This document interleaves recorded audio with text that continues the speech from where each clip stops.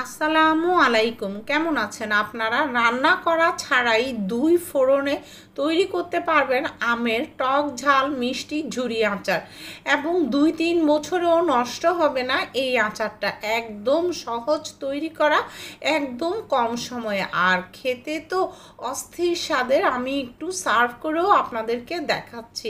পোলাও, বিরিয়ানি, খিচুড়ি সব কিছুর সাথেই খেতে লাগবে দারুণ টক ঝাল মিষ্টি ঝুরি আচার। সবার প্রথমে আমি আম খোসা সহই ধুয়ে নিয়েছি, ধুয়ে মুছে একদম ড্রাই করে নিচ্ছি। তো টিস্যু দিয়ে খুব ভালো করে মুছে নিচ্ছি। আপনারা চাইলে পরিষ্কার কোনো কাপড় দিয়েও মুছে নিতে পারবেন। আর যেই বাটি এবং দা, বটি, ছুরি যা যা ব্যবহার করব প্রত্যেকটা জিনিসই আমি মুছে ড্রাই করে নিচ্ছি। কোনোরকম কোনো পানি ভাব থাকা যাবে না। এখানে আমি খোসা সহ যে আম ছিল সেটা 2.5 কেজির মতো নিয়েছিলাম, আর খোসা ছাড়িয়ে আটি ফেলে কুচি করে কাটার পর হয়েছে 1200 গ্রাম। তো এখানে আমি লবণ দিয়ে দিচ্ছি 2.5 টেবিল চামচ, আর হলুদ গুঁড়ি দিয়ে দিলাম 2.5 চা চামচ, মানে 2.5 টিস্পুন। এখন হাত দিয়ে খুব ভালো করে কষলে নিচ্ছি প্রায় 2 মিনিটের মতো। 2 মিনিটের মতো ভালো করে কষলানোর পর দেখবেন আমটা খানিকটা নরম হয়ে এসেছে। এরপর আমি কভার করে 1 ঘন্টা রেস্টে রেখে দিব। তো সেই ফাঁকে বলি, সবাই ইউটিউবে চ্যানেলটাকে সাবস্ক্রাইব করে পাশে থাকবেন, পাশের বেল আইকনটা প্রেস করবেন যাতে করে নো ফেল ক্লিয়ার ডিটেলস করা রেসিপির ভিডিওর নোটিফিকেশন আপনাদের কাছে পৌঁছে যায়। আর যারা ফেসবুকে ওয়াচ করছেন তারা ফলো দিলেই পৌঁছে যাবে ভিডিওর নোটিফিকেশন। তো দেখুন, কথা বলতে বলতে আম 2 মিনিট কষলানো হয়ে গিয়েছে। 1 ঘন্টা কভার করে রেস্টে রেখেছিলাম। 1 ঘন্টা পর দেখুন আমটা আরও সফট হয়ে গিয়েছে। এখন আমরা যে বাজার করার সময় সুপার শপ থেকে বা বিভিন্ন জায়গা থেকে এই নেটের ব্যাগগুলো আনি, সেই পরিষ্কার নেটের ব্যাগ দিয়ে আমি আমগুলোকে ভালো করে নিংড়ে নিচ্ছি। তো আপনারা যে কোনো নেটের কাপড় বা পাতলা সুতি কাপড় দিয়েও এই কাজটা করতে পারেন, তবে নেট দিয়ে করলে কাজটা অনেক তাড়াতাড়ি হয়ে যাবে এবং সুন্দরভাবে হবে। দেখুন, খুব ভালো করে যতক্ষণ পর্যন্ত নিংড়ে নিতে পারেন, পানি যতটা বের হয় সবটুকু বের করে ফেলবেন। তো এই যে দেখুন আমি নিংড়ে নিয়েছি, পানি বের করে নিয়েছি, এরকম করে সবগুলো আম আমি নিংড়ে নিচ্ছি। এরপর তো খুবই সহজ কাজ, আমরা 1 ফোড়ন 2 ফোড়ন দিব।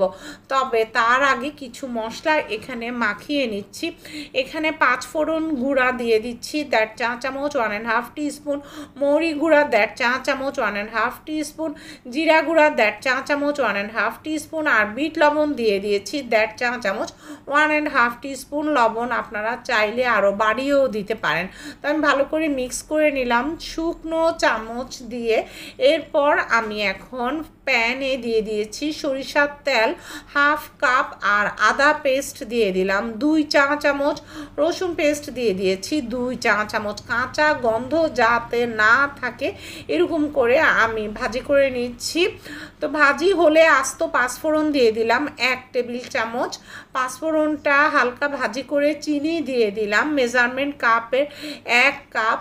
তো অল্প আঁচে চিনি গলিয়ে নিচ্ছি, আর ভিনেগার দিয়ে দিচ্ছি মেজারমেন্ট কাপের 1 কাপ। তো চিনিটা পুরোপুরি গলে গিয়েছে, আর ভিনেগারের পরিমাণ আমি একটু বেশি দিয়েছি, তাহলে এই আচার 2-3 বছরেও নষ্ট হবে না। অবশ্য আচার নষ্ট না হওয়ার জন্য আরও কিছু স্টেপ আছে। একদম টক বগিয়ে ফুটছে, দেখছেন চিনি গলার পরও কতক্ষণ ফুটিয়ে নিয়েছি। এরপর গরম গরম ঢেলে দিলাম, এবং প্রথম ফোড়নটা দেওয়ার সাথে সাথেই কিন্তু নেড়ে দিতে হবে, উল্টে পাল্টে দিতে হবে। এখন আমরা দ্বিতীয় ফোড়নে চলে যাব এবং সাথে সাথেই দ্বিতীয় ফোড়ন দিতে হবে। এখানে আমি মেজারমেন্ট কাপে 2 কাপ সরিষার তেল আবার গরম দিচ্ছি।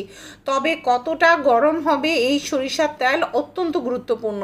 দেখুন বুদবুদ উঠছে, এরকম গরম হলেও হবে না, আরও গরম হতে হবে, মানে ভালো করে গরম যাকে কাকে বলে একদম চোখ জ্বালা করে উঠবে, এত গরম হবে। দেখুন ধোঁয়া উঠছে, তারপরও কিন্তু আরও জাল দিচ্ছি, মানে অনেক ধোঁয়া উঠবে, অনেক গরম হবে।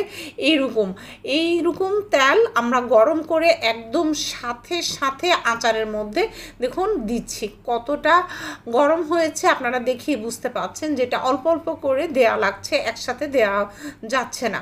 এরকম করে আপনারা সবটুকু তেল গরম গরম ঢেলে দিবেন এবং এই গরম তেলেই আচার সিদ্ধ হয়ে যাবে, সাথে সাথে এই আচার খাওয়া যাবে তেল ঠান্ডা হওয়ার পর। তো একটু নেড়ে একটু গরমটা কমার পর চিলি ফ্লেক্স দিয়ে দিলাম 1 টেবিল চামচ। চিলি ফ্লেক্স যাতে না পুড়ে যায় এই জন্য একটু পরে দিলাম। তো সব ভালো করে মিক্স করে কভার করে পুরোপুরি রুম টেম্পারেচারে আসার জন্য আমি রেখে দিলাম।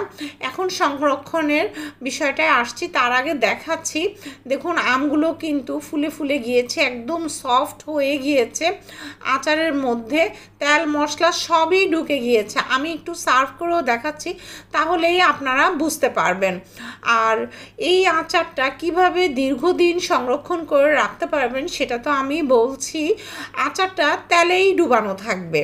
তো আর মাঝে মাঝে আপনারা রোদে দিবেন, রোদ না থাকলে চুলার পাশে একটু দূরে তাপ দিবেন, তাহলেও হবে। দেখুন আচারটা এভাবে তেলেই ডুবানো থাকবে, আর আচারটা কিন্তু আস্তে আস্তে আমগুলো আরও ফুলে যাবে। তো ফুলার পর বা খেতে খেতে যদি তেল কমে যায় সেক্ষেত্রে আবার একটু সরিষার তেল দিয়ে দিবেন। 2-3 বছরেও এই আচার নষ্ট হবে না, কিন্তু শর্ত একটাই, তেলে ডুবানো থাকতে হবে এবং সব সময় পরিষ্কার ড্রাই চামচ ব্যবহার করতে হবে। যেই আচারটা কোনো বাটিতে আপনারা ঢেলে নেবেন খাওয়ার জন্য, সেখান থেকে অবশিষ্টাংশ আবার কিন্তু কখনোই জারের মধ্যে ঢালবেন না, তাহলেও নষ্ট হয়ে যায়। পরবর্তী ভিডিও দেখার নিমন্ত্রণ রইল। ভালো থাকবেন। আল্লাহ হাফেজ।